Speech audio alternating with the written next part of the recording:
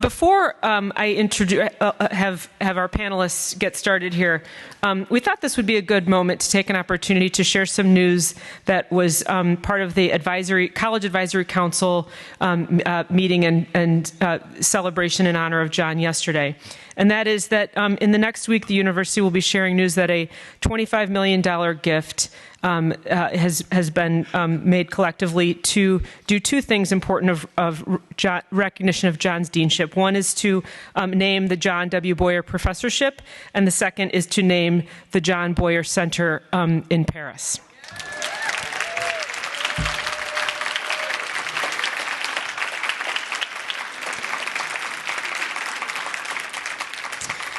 That's fun to get to share that news. So I want to take a moment. Of course, that it's terrific for all of us, frankly, to have these two ways to honor John and his legacy, but also take a moment to thank all of the alumni and friends and advisory council members and deans and parent and family council members who made this possible. So thank you all very much, especially those of you who are in the room. So this next panel is comprised of folks who worked closely with John, particularly as collegiate masters, fellow deans, and our moderator, provost at the time of part of John's deanship, Jeff Stone, who is the Edward H. Levy Distinguished Service Professor of Law and Provost during John's first two terms, as I mentioned, will be our moderator, and will introduce the other panelists. Go ahead, Jeff. Thank you, Katie. Appreciate it. Delighted to be here. It has been a pleasure working with John over the years. We were deans at the same time for a short period, and then I was provost for 8.5 years during John's deanship, and I can say he was just amazing to work with and made enormous contributions. So we will start, because we have a limited amount of time. Why don't each of you briefly introduce yourselves, just with a couple of seconds, and then we'll get into the content. Hi, I'm Elisabeth Clemens. I'm a professor in the Department of Sociology and was master of the Social Science Collegiate Division for one term, and then coming back for a fourth year to be an interim. I'm Constantin Fasolt. I'm the Carl J. Weintraub Professor Emeritus of History at the college. I'd like to say a little more than 2 seconds. I came to this country from Germany in 1975, which was the year when John finished his dissertation, I believe. I was at Columbia. I taught in the Corps there, starting in 1979. I got my PhD in 1981, taught 2 more years in the Corps there as a postdoc until 1983. And then met John, who at the time was chair of a search committee, which eventually recommended me for appointment to the Department of History successfully. As chair of Western Civilization, I should add. It was both Civ and the department, of course. So we go back a long way. He was my colleague in the department. He was my chair in Civ. When I was chair in Civ, he was master of the Social Sciences Collegiate Division. When I was chair of Classics of Social and Political Thought, he was dean of the college. And of course, when I was a master of the Social Sciences Collegiate Division in the term just before Liz Clemens, he was dean.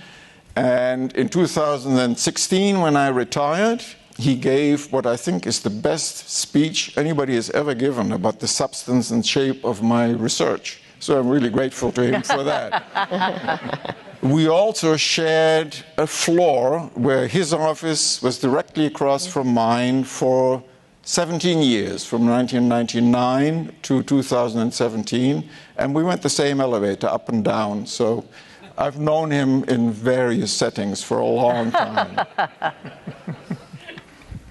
Well, I'm not going to intertwine the genealogies quite that elaborately. My name is Adam Green. I'm faculty in history, but also in the new, recently established Department of Race, Diaspora, and Indigeneity. And after Liz, and 2 terms after Constantin, I was also a master in the social sciences in the college. I'm Mark Hansen. I'm professor in the political science department, and I was dean of the social sciences division for 10 out of John's many more years as dean. I'm John Kelvin. I promised to be briefer than Constantin, but that still sounds a little scary. The first serving of the masters on the panel, Constantin was my successor. And right now, that's in the time. Right now, I'm the chair of Subculture and Society, which is finishing its 92nd year. And it's the largest of our core courses. I'm also the co-director of our Big Problems program. But the thing I really want to tell you is that I think among all the participants in this event, I have a unique situation. I was a grad student on this campus starting in 1980. I was then a faculty member starting in 1987 and coming back in 1994. I then was an administrator, and then my son came to the college. And so I'm actually an administrator, a parent, a faculty member, and a student of the University of Chicago. And in all of those guises, I dealt with John Boyer. John's been the mainstay of my life on the campus. Hi, thank you. Good morning. My name is Martha Roth. I'm a professor in the Department of Near Eastern Languages and Civilizations and the new Institute for the Study of Ancient Cultures. And in spite of this, I'm also in the college. I'm the only one for whom the affiliation does not say "and the college." I'm very proud of being "and the college." I came to the university in 1979 for a one-year postdoc, and here I am, many decades later, having been a faculty member, Dean of Humanities, worked in the Provost's office as well as Deputy Provost, and have been a great colleague of John Boyer's. He's been a great colleague of mine. Great, but now we'll turn to substance. Liz, as a leader of curricular reform and innovation, what's made John successful Thank you. as a faculty leader? Well, here I'm going to start with the history that I kept out of my brief introduction. So when I first came to join the faculty in 2002, it seemed very little had changed since I first came to campus as a graduate student in 1981. And I should say John Kelly and I were actually undergraduates together. So it does go back. It's the same Rockefeller Gothic that seems never to change. The Thai restaurants, some had changed names, but they were in the same places. And anyone who was here in the 80s will remember what an amazing event that first Thai restaurant was. There were many of the same faculty and even some of the same graduate students, now quite long in the tooth. But what had changed, and quite dramatically, was the demography of the place. What I had known as a campus dominated by doctoral and professional students, there were now a lot more undergraduates. And it was not just more, but they actually seemed to be energetic and happy in a way that was rather different than the 1980s, where as a graduate student, one got a sense from the junior faculty that they had been told that if they took teaching too seriously, it was probably a sign that they didn't really belong here. And one associate dean or something in the admissions office had created a little scandal one year by commenting that the first-year class was better dressed and better looking. And this was taken as a sign that the admissions office was betraying the core values of the institution. So it wasn't until I began my term as master of the Social Sciences Collegiate Division that I began to think about how did that change happen? How do you bring that about? I started in the summer of 2008, said, not such a hard job. And then, of course, Lehman Brothers went down. And Tom has spoken to the collective trauma of those years. But in the process of trying to figure out everything you could cut and everything you could mobilize that was underused within the division, I got a sense of how John operated.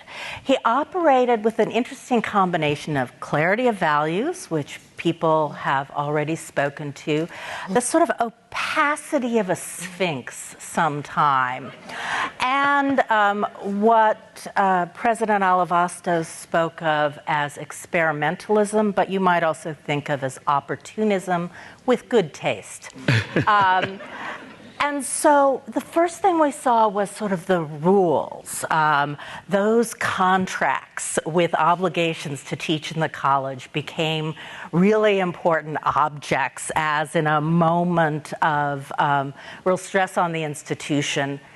It wasn't necessarily clearly John who enforced them. He sent out his collegiate masters to enforce them, to be the hammers, as Martha has said, and sometimes to take the blowback from that. But that's a skill of leadership, and I learned something from that, although also acquired a few bruises in the process. He also, I think, figured out a new path.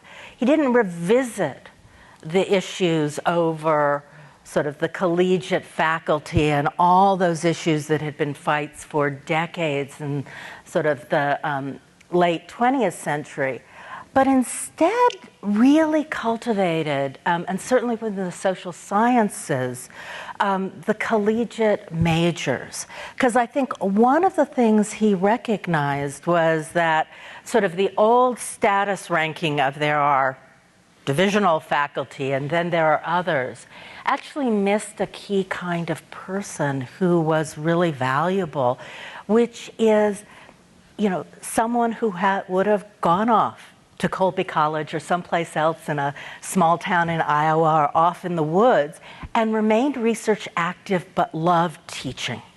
That was not allowed with this, if you like teaching too much, you don't belong here. But those were exactly the kind of instructors who really made for, I think, a rich and elaborated undergraduate curriculum, and importantly provided places where undergraduates started to be research active, right? So one of the high points of my time was a practicum in public policy where the eventually unsuccessful Obama administration effort to create promise zones, repeating the Harlem's Children's Zone. Our undergraduates did the sort of evaluation study of 4 different neighborhoods in Chicago that then became a piece of the discussions about whether and how it might be implemented in Chicago. But, you know, there was a sense of undergraduates being involved in a research experience that has a life beyond. So there was a model, a pilot project, experimentalism created, and then opportunistically, as surprise, surprise, there are more budget crises, there are new graduate funding models. That model then became, I think, really attractive to faculty in the divisions and in the professional schools, because within the college there was a model of a new way of teaching and being involved with undergraduates. And thinking back to Tom's son, I think the place to begin is with a discussion of Marx. I think one of John's great contributions is that for the faculty here, he's made teaching undergraduates non-alienated labor in the best possible sense. Thank you, Liz. Constantin, what's been your experience of John's role in the history of the college core curriculum? That's a question that is quite obviously impossible to answer in the 5 minutes that I'm supposed to have, but I have thought about it, and I'd like to make 3 main points about it for the sake of clarity. And the first one is the obvious one that everybody always talks about and knows about, and that is that while John was dean, the core curriculum was reformed with a lot of heavy lifting that began in the early 90s and succeeded in 1998. That reform attracted a lot of attention because it reduced the number of courses that students were required to take in order to complete the core curriculum, depending on how you count the language requirement, either 6 or 3. I don't think that's the quality that deserved the most attention. It got it because it's easy, and it's easy to criticize. But more important, to my mind, much more important, was that As a result of this reform, the curriculum became a great deal more flexible because it made necessary and introduced room for 2-quarter sequences, and in addition, single courses that faculty could teach that complemented the 2-quarter sequences. That gave more room for choice to be exercised by the undergraduates, a little bit more control over how they wanted to fulfill their core requirements. But it also gave more room, to my mind at least, to faculty, to research faculty, to contribute to the core. It sort of narrowed a little bit the distance between core teaching and the concerns of research faculty. And both of those qualities were important. They were very much to the good. And on top of what I've said, they clearly made it possible for undergraduates to complete the core requirements in their first 2 years, as they should. I doubt that all the fourth-year economics majors are now out of core requirement classes. There are probably still some of them there, but I'm sure there are many fewer of them than there were when I was teaching in Civ. The most important thing, to my mind, about the reform of the core curriculum was what it didn't change, and people pay much too little attention to that. It didn't change the fact that it was still a core that had the same aims as before, which is to give students intellectual authority, to train them to exercise intellectual authority across the realm of knowledge, in the different areas of knowledge, not by looking at textbooks, but by getting a first-hand experience of what it means to gain and create knowledge in all of these areas, and thereby to gain the ability to hold their own, hold their ground, not give in to the tremendous pressure for conformity that comes from all sources, whether it is the pressure of society, of parents, or of academics who are demanding specialization at a point when it may not yet be quite appropriate. That is, to my mind, the most fundamental aim, and that has remained the same all across the board. Learning how to think for yourself in a deliberate and in a well-grounded way. The means, the most important means, have also stayed the same, because we still have the small discussion classes that are taught by faculty that is appointed both in the divisions and in the college. It could have gone differently. Not everybody was happy with that solution. You could have gone back to the college-only faculty, which would have been a disaster. But there are people who think, college teaching is a specialty and you shouldn't be in research, or you shouldn't be teaching in the college if you are in research. That means stayed the same, and so did the focus on discussion and not having great lectures followed by comprehensive exams. So overall, I think we wound up with a more flexible core that served its purposes better than the 50% core, 50% other courses college that we had before then. It's a very good illustration of the saying that less is more. I think in this case, that's exactly true. I know that not everybody agrees with this, but where would we be if everybody agreed with that?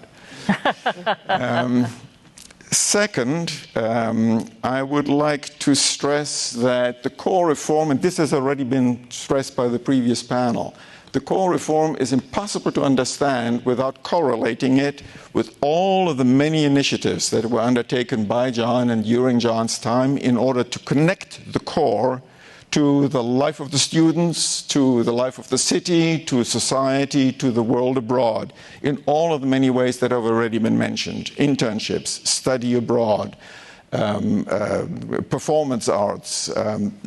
It's a long list, and it's a very important list, because that's what was necessary in order finally to break the stranglehold of a kind of ethos of splendid isolation of the core from the rest of the university and the rest of society, and finally to put to rest that awful, funny, but nonetheless awful stereotype of the typical University of Chicago undergraduate that I'm not going to describe, because all publicity is good publicity, and I don't want it to have good publicity. But I will point out that if you're interested in it, it was captured to perfection, I think, by Chancellor Kimpton in 1954 in a dinner speech he gave privately to the trustees, captured perfectly. And if you want to know what he said, you can find it in John's History of the University of Chicago, so I don't need to quote it. The third thing that I would like to say is something that goes back further, and that is that I think John's deanship has done a lot to not resolve, because it's impossible to resolve this, but to make it much easier to integrate with each other two fundamentally opposing forces, and that's the goals of a liberal education and the goals of a faculty aiming to expand the boundaries of knowledge with the most advanced research. There's a conflict between those goals, and it takes certain kinds of people and certain structures to integrate them with each other. It's a conflict that I think was not particularly acute, although it already existed when the founding president, Harper, was ruling here, because in those days, both the faculty and the students largely still shared a curriculum, which is the classical humanist curriculum, largely. Maybe less so here in the Midwest than on the East Coast, and even less so in Europe. But in those days, it was still possible to expect students to pass a Latin exam when they were applying for entrance to the college. And I still had to pass that exam in Germany in the early 1970s. I had to prove I had enough Latin in order to be admitted to university. And that's one thing that has gone. Speaking of change, and I don't think that's necessarily to be taken as an indication of a waning of rigor in the education that we've been giving our students since that has disappeared. In the 20s, I'm sure it became more difficult how to reconcile education, liberal education, with research. And I'm largely borrowing here from how John has written about this. In the 30s, it certainly did become acute, because then this university set a model, set a standard by, biting the bullet, grabbing the bull by the horns, and coming up with two completely different, completely new, comprehensive models of general education.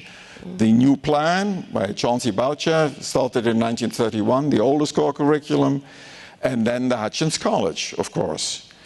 And those were very different from each other. To my mind, the chief difference is that Hutchins had wanted to have a college faculty, pure college faculty, and wanted a college that began in grades 11 and 12 and took only the first 2 years of what students would normally do in the college. And that, as everybody knows, turned out to be a real problem for the university, because enrollments just cratered is the word we've been using, I think, since John McCain made it famous in 2008 during the economy crisis, which cratered. And that had left lasting results, a lasting imprint on the university that took a very long time to correct. And it was really only during John's time, I think, that it became possible to address this head-on and successfully. And I think that is one of the things that he has accomplished, that is central to the history of the core and the history of the university, to have found a way, a workable way, to give a place to the core at a university that is where research faculty teach their own research. Of course, he hasn't done that alone. He's had a lot of help. There are people in the room who've helped him a lot with that. And it has taken a long time, it's not his own doing. Never mind all the tremendous personal qualities that he certainly has. But I would like to say that there is one thing that, to my mind, stands out as making it possible for him to play this role. And that is that in his own person, he embodies both the tension between liberal education and advanced research and the integration. Because after all, he teaches in the core, year in, year out. Every year he teaches Civ, at least once, and I think more or less every other year a second time in the study abroad program in Vienna. And at the same time, he has carried on a tremendous program of academic research and has just last November, I think, published a mammoth volume of 1,000 pages or so of text plus 100 pages of bibliography on the history of Austria from 1867 to 1955 in the Oxford Modern History of Europe. That's a model of how to integrate research with teaching in the core, not to mention all the other publications. I have no idea how he does it. I can't do it. I know I couldn't possibly, not to mention the research and the history of the university and running the college and transforming the campus. And I was looking for a fitting motto, and I thought maybe I shouldn't mention this, but Barbara encouraged me when I told her what it was. She thought it was good. And it's a motto that applies to a popular, beloved character in one of the Coen Brothers movies, and it is, "The Dude Abides." Thank you, Constantin. That was very insightful.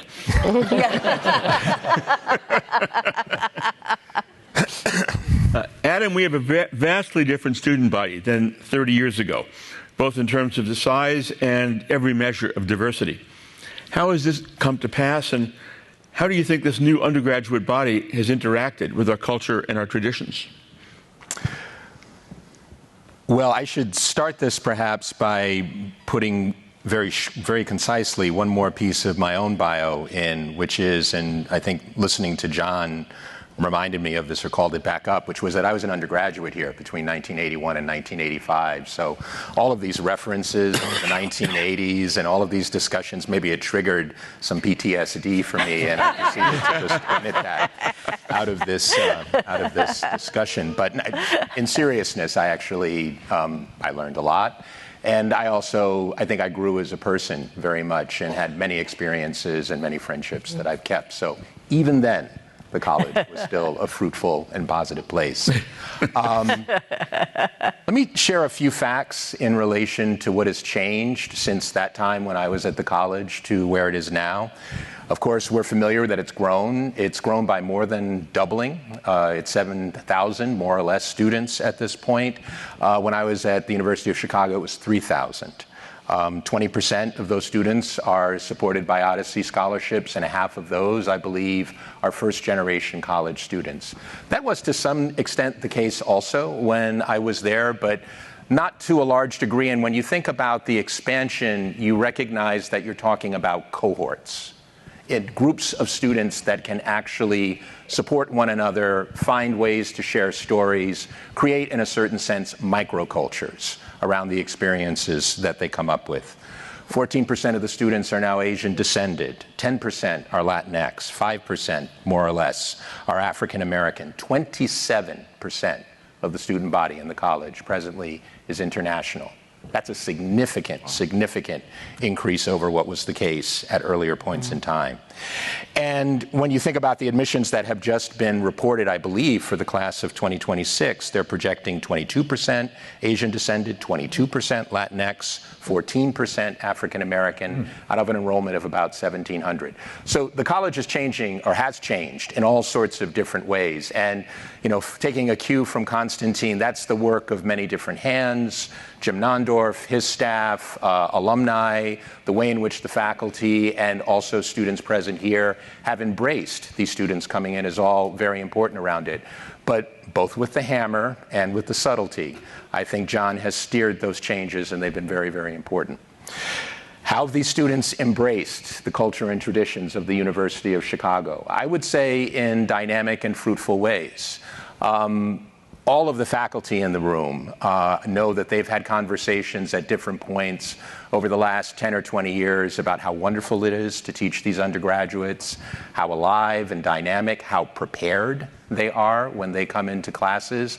And sometimes at the expense, actually, I guess we should confess a trade secret, of the ways in which we sometimes talk about the graduate students, that if only our graduate students came in and were like our undergraduates, what kind of world it would be for us to be here. But in seriousness, I think that they've really proven to be full citizens, fully enfranchised, fully engaged, with the demands and the rigor of the university.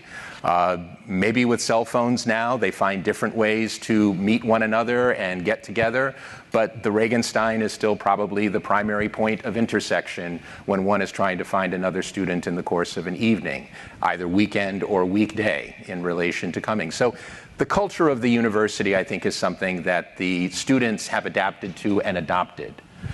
But I would also say, and I think this is something that speaks to John's influence and John's leadership, John's long vision over time, that the students have also changed the college.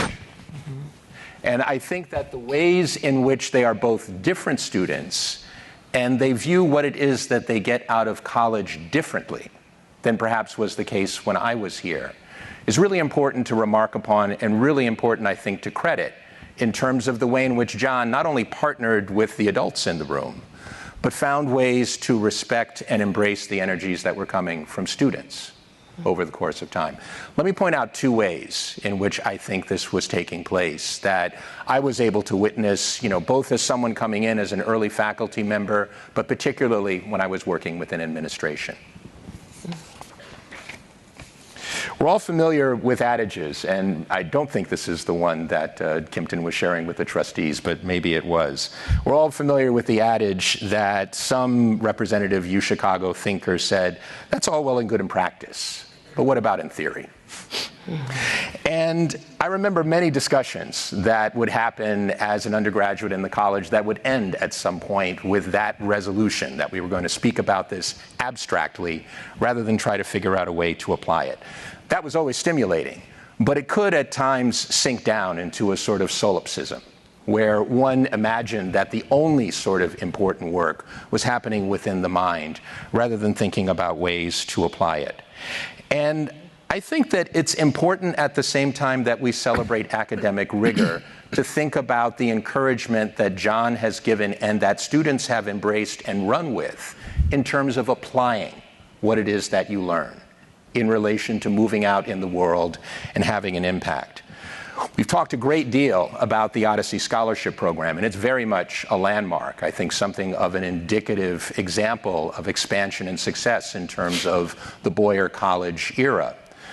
But I would point to the Metcalf internships as potentially just as important as the Odyssey Scholarship Program in relation to transforming the college and giving undergraduates the opportunity to think about themselves in very different ways within the world. Another statistic, since 2006, which is when the Metcalf internship program began, there have been 26,000 Metcalf internships granted at the University of Chicago. That's more than twice the number of students who've taken part in study abroad over the term of John Boyer's deanship. That's more than 4 times the number of students that have been awarded Odyssey fellowships. And that figure, 26,000, correlates to 2/3 of the alumni that graduated over the course of John Boyer's deanship from 1992 to the present. And I think we could even sort of understand the ways in which this has been important by recognizing that the core changed, but did not change necessarily because of student demands, or at least not in many different areas. But the calendar of the university absolutely changed.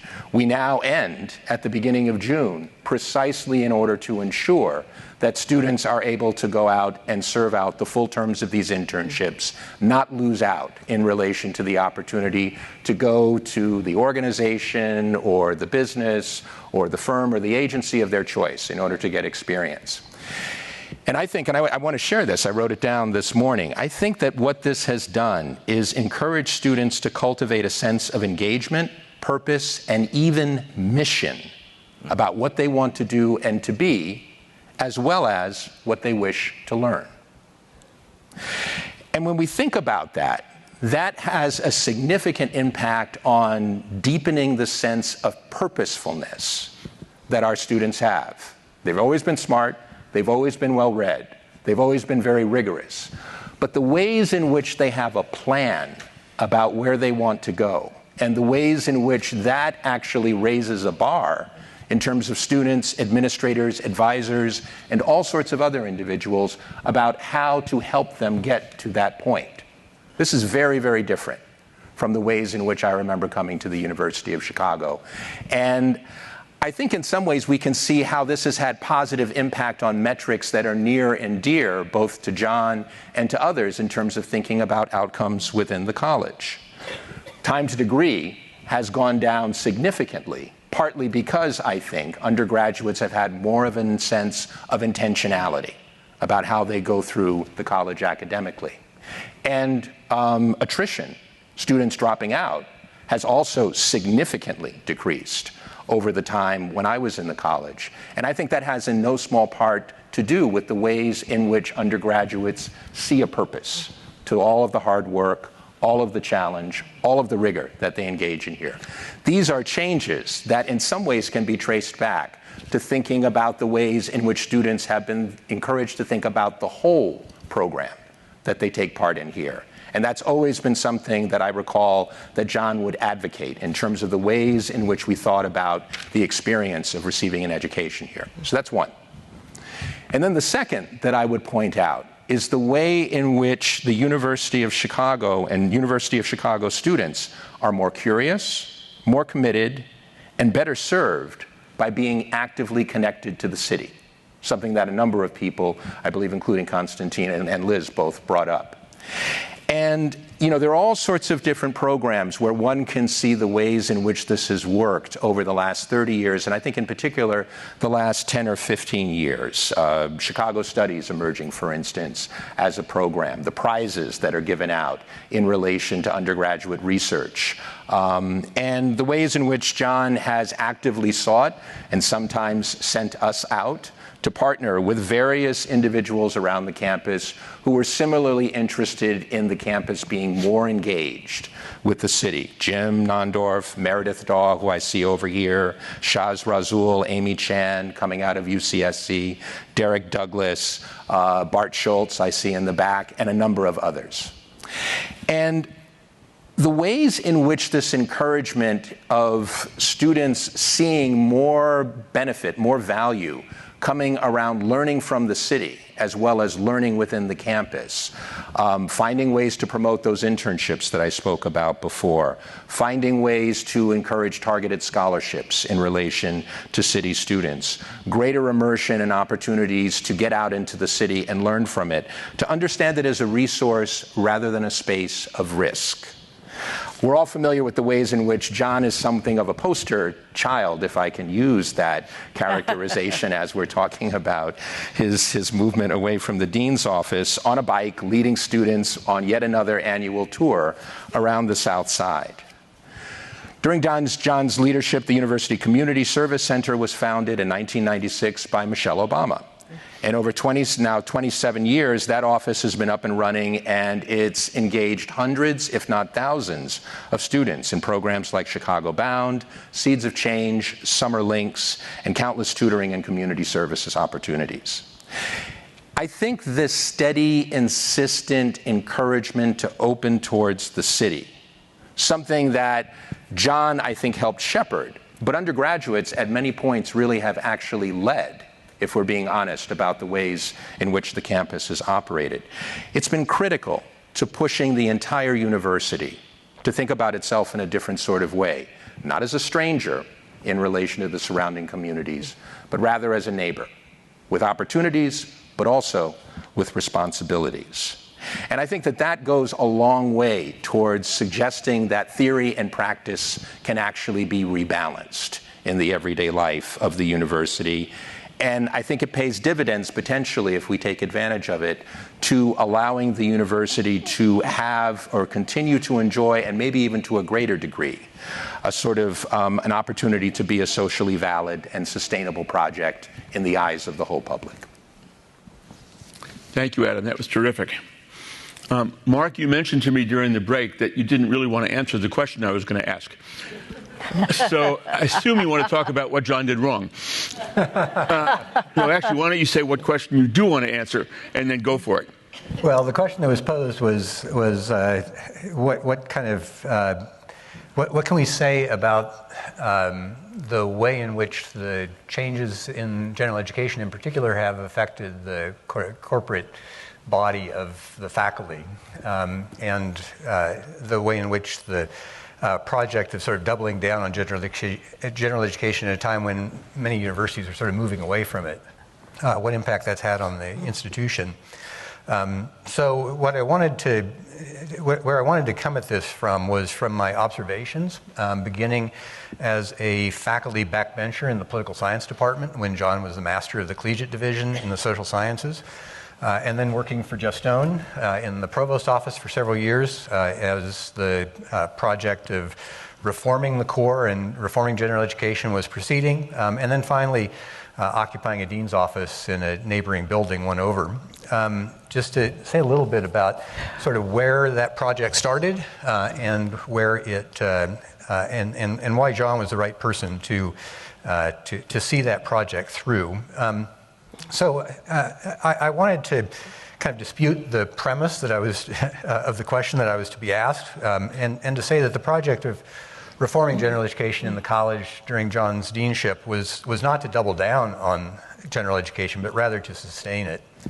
And so let me sort of set a scene for what general education, where general education was at the time that John became the master of the collegiate division, and then the dean of the college.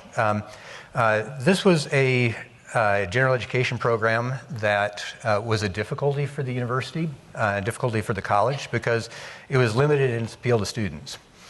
Part of that was because something that Constantin mentioned, which was that the core had creeped larger and larger and larger. It had just gotten bigger and bigger and bigger by accretion, to the point where Philip Gossett, who was the dean of the humanities when John was dean, and a notable musicologist and music historian, Philip told me one time that the problem with this was that he used to offer a course in Verdi's operas, or he used to offer a course on Beethoven, and he would have half music majors and half other students who just wanted to know something about those subjects, and that because of the core creep, it meant that students didn't have any room for taking electives, for sort of pursuing their kind of other intellectual interests. And so his course on Beethoven had become basically all music majors. The second reason why I think it was limited in its appeal to students was because there was an ideology around the core, an ideology that was exemplified at the time of my coming by the publication by college alumnus Alan Bloom of his Jeremiad, The Closing of the American Mind. And so this was a time when kind of the conceptualization, if you will, or the concept of the core was very much kind of the Hutchins and Adler 1930s idea of a canon.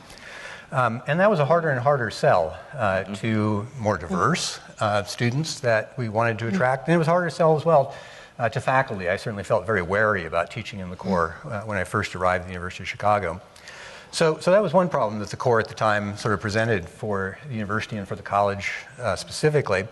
The second problem it presented was that teaching in the core was a responsibility for the faculty that, shall I put it mildly, was not universally embraced, and in fact quite actively resisted by most of my colleagues in the political science department and elsewhere in the social sciences division.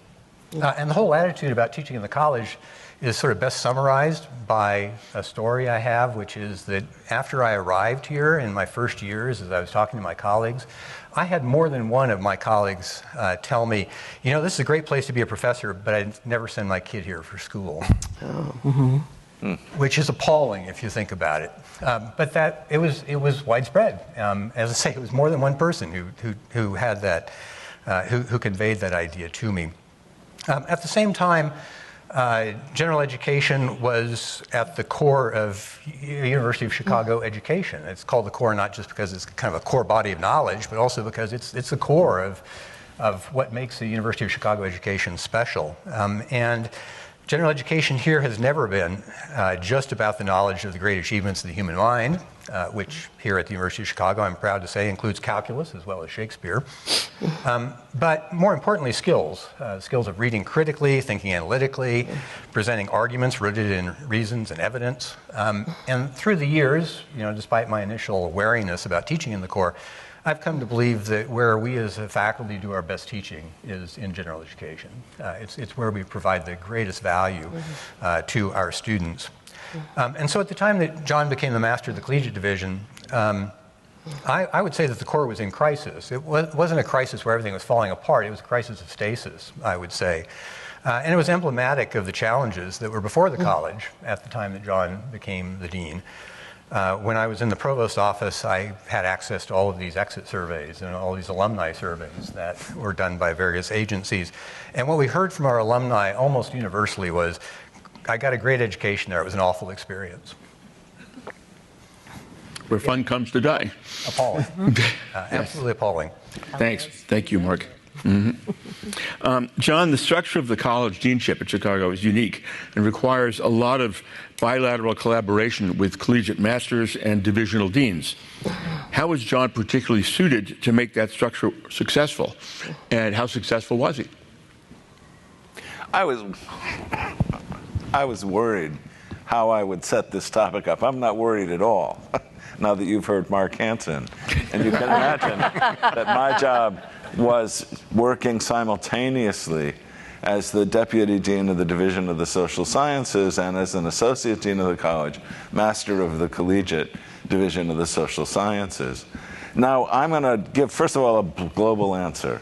On John Boyer's watch, this relationship worked fabulously across many different deans, and it's because of a style he had, and I want to lay out that style to make you, and pick up some of the notes from our first panel today, to show you technically why John had such enormous influence, despite the fact, as Don Randall said, that he had no sticks and very few carrots.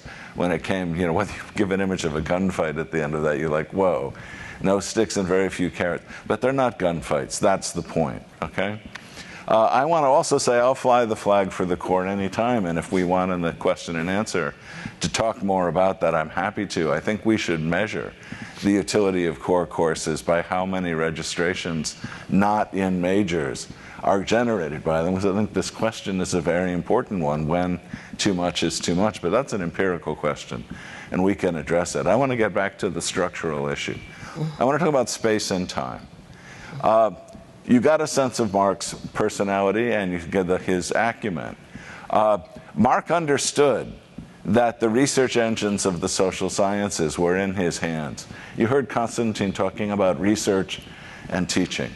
And Mark understood, there's a standard Mark always used sooner or later in our review of a candidate, which was, is this candidate going to improve that department? And how does he fit into that, or she fit into that department's research project? Now, Mark had a very strong sense of that the social sciences centered in his space. And I learned very early on never to call a meeting anywhere else, that it was a bad idea.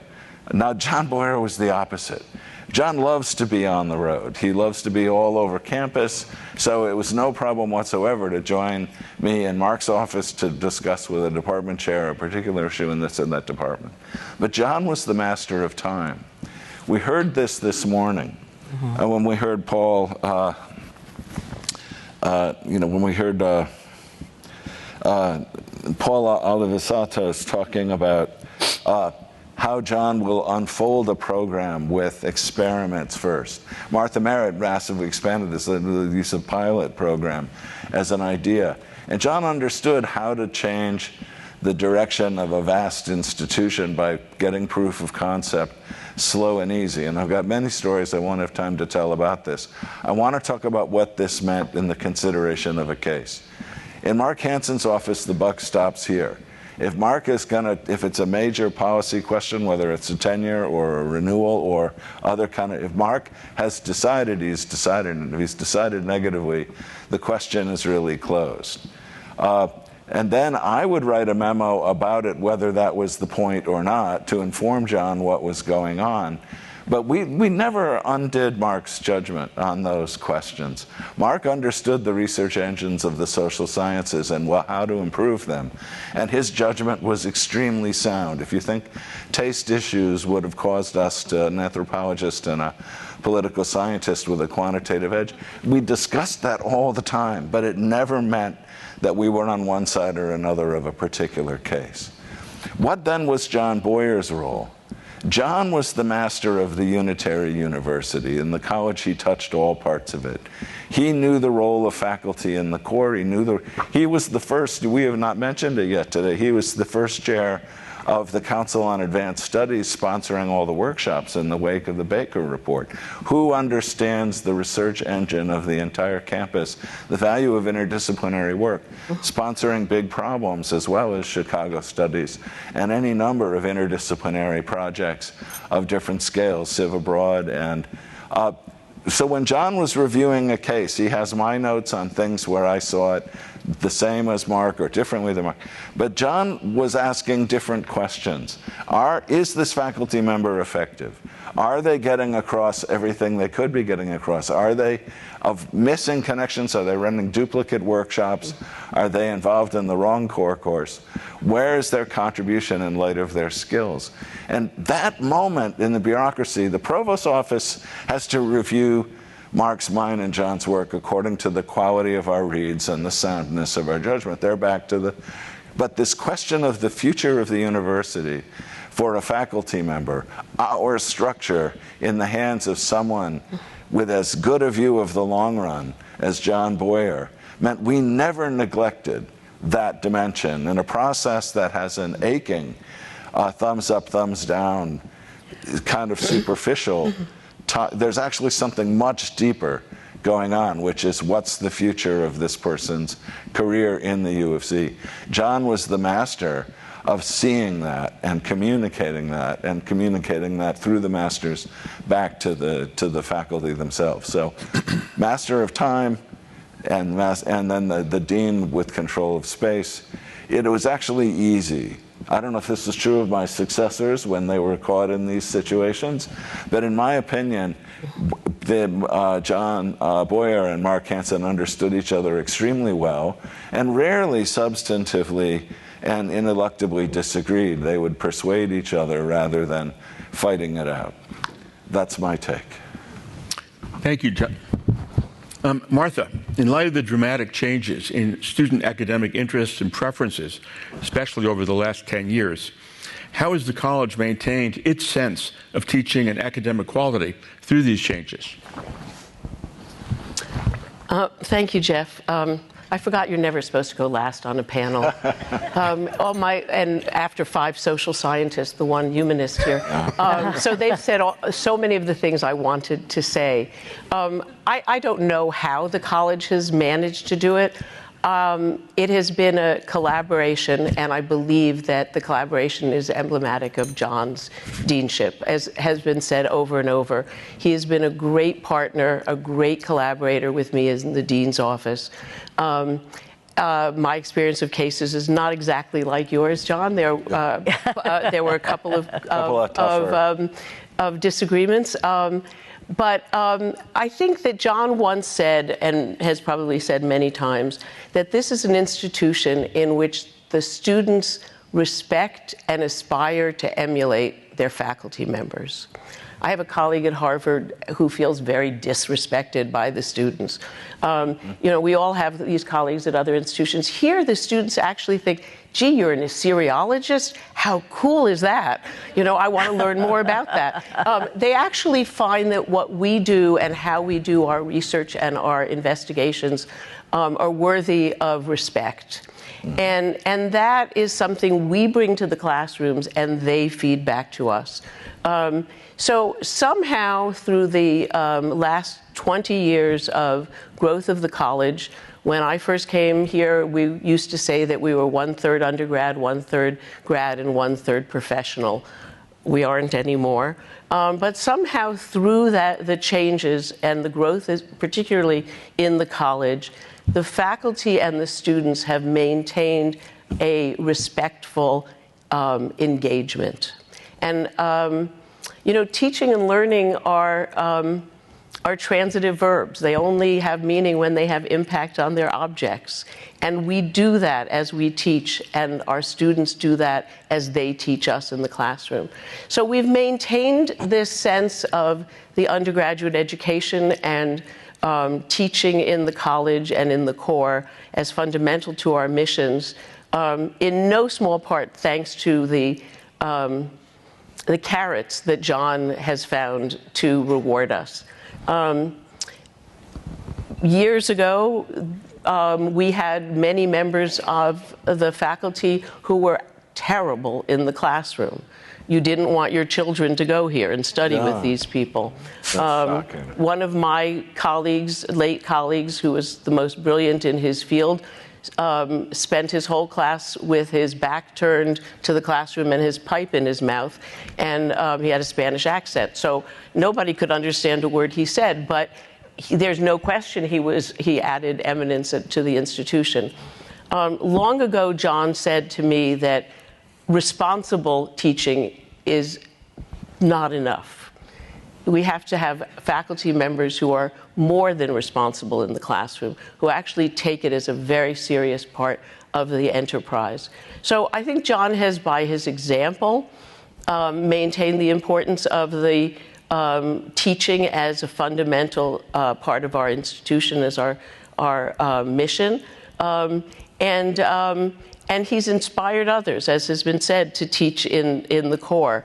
When I was Dean of Humanities, I started teaching regularly in the core to demonstrate to our faculty of the humanities that that was a fundamental part of what we did. We have to be able, as educators, to reach outside of our comfort zones, to express to demonstrate our abilities to interrogate texts, whether they are in our areas of specialization or not, and to expect from our students that they also will reach outside of their comfort zones. Thank you, Martha. If I could add one final point. We going to have time for questions? Yeah, okay. My one final point is that a core value of our university has been the commitment to academic freedom and freedom of expression. And John has been wonderful in helping to lead that and to reaffirm that at a time when across universities and colleges it's been very much under challenge. And this has been, I think, one of the excellent contributions that John has made to our university to reaffirm who we are and why we are who we are. So, John, I want to say thank you so much for your support of that. A couple of questions? Okay. Anyone have a question? Yes, over here.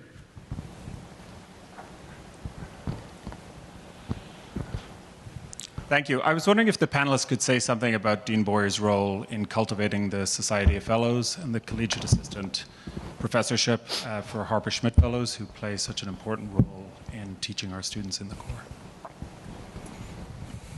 Who wants that? I can discuss. Go for it, John. There's an irony in this story that I can't give you all the details. I didn't look up the dates and times. But nobody was a more influential engineer of a change in our university structure. Remember the German university model.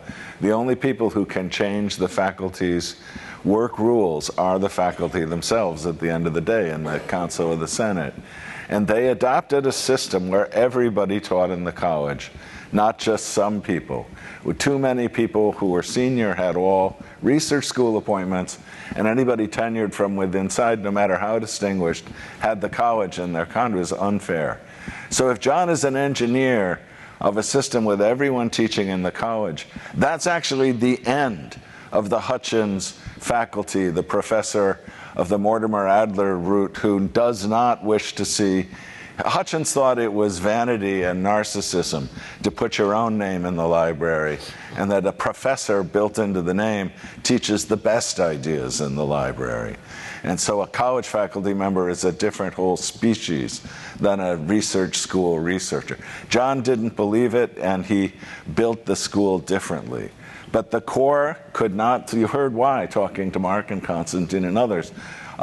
We cannot run the core with one course each from all of our faculty, especially when we double the size of the college and then grow it again. So how do we have faculty to teach that? John became the advocate for, in a sense, reinventing the college faculty with these postdocs. And it was a step-by-step, incremental sequence over time, and push came to shove in a series of very fraught meetings of the council over whether the Harpers would be faculty members or not. And in the black letter law of the institution, they are the only faculty who vote in the college council but not in the university senate. And I think the reason why that happened was there was a gigantic fear that John Boyer would have 26 votes in his hands if they could vote in the university senate, because he is a great persuader. But the point was the college was what the Harpers knew, so this was actually an appropriate solution. And when instructional professorship titles came in, we added the title of professor. And the vital change John then engineered was moving the Harpers from, sorry for the minutiae, but I believe it shows you what's going on. He moved the Harper job from 3 years to 4. Now that might strike you as minor, but it actually means our young scholar has not 1 year, but 2 not to fear the job market. It doubles the amount of time they can play the Buckminster Fuller, I should be doing what I meant to be doing before I was told that I had to go get a job.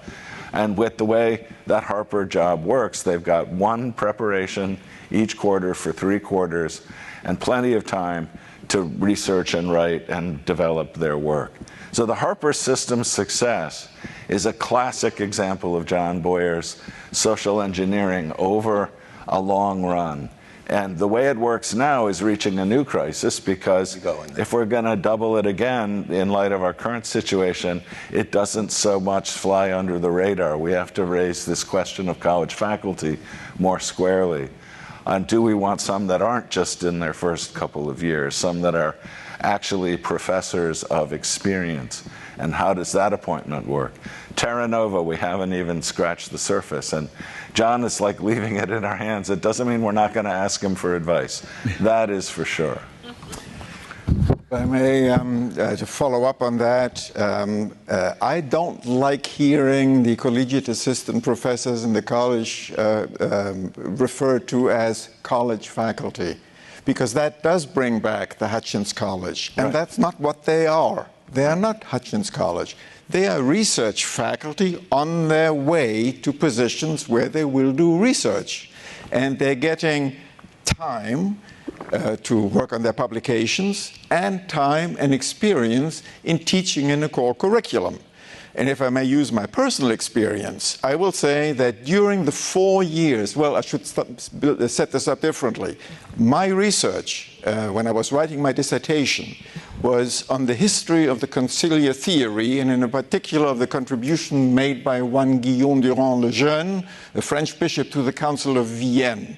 As Andy Abbott said, another subject that nobody has ever heard about before. Yeah. That was my research. And it was through teaching in the core that I gained the means at Columbia University in CC to find where does this subject belong, what does it matter in the grand scheme of things. I wouldn't have been able to do that without that, because contrary to many other Euro-American stereotypes, there's no such thing as a core sequence in Europe. It doesn't exist. It exists here. When I was asked by the dean of the college at Columbia University whether I would be willing to teach in CC, I said I was very interested, and he said, well, you went to one of these humanistic gymnasiums, right? I said, yes, indeed I did. He said, well, you don't need any training. You already know all of that. And I didn't. I simply did not. That training of reading in this tradition and doing so consistently through a year is something you do not get in a German high school or in a German university. Textbooks, yes, but not the primary sources. A little bit of grammar in Latin and in Greek, but actually reading Cicero? Not really. And I'd like to add to this conversation about the Harpers that in partnership with John, we created what was originally the humanities, teaching fellows in the humanities, and now they're all over the institution and all the other units. And this was designed with John to meet multiple needs, teaching needs for our course, for our undergraduate students, jobs for our own PhD graduates, an incentive to get our own doctoral students to complete their dissertations and get out there in 6 years, in humanities, 6 or 7 years, and to give them precisely what Constantin was talking about, an opportunity to get out of the deep dives of their dissertation minutiae and to emerge as teachers and to be taught how to teach from mentors, from peers. And so this is an example of a new effort that we undertook in the humanities and in the college as a pilot program that is now, I think, deeply entrenched and is incredibly valuable for our graduates, our doctoral graduates. They come out of here with not only a PhD, but also 2 years under their belts teaching broadly, both in their specialty and more broadly in their larger fields, and they are much better equipped to get positions at other institutions where teaching is highly valued. And this is an example, John, I mean, the details of how we crafted this would fill yet another 500-page book, but we did it together, and John's ability to marry the needs and the priorities he has for the college with those of other parts of the institution as well is something for which I'm deeply grateful. Yeah. Just really quickly in relation to this,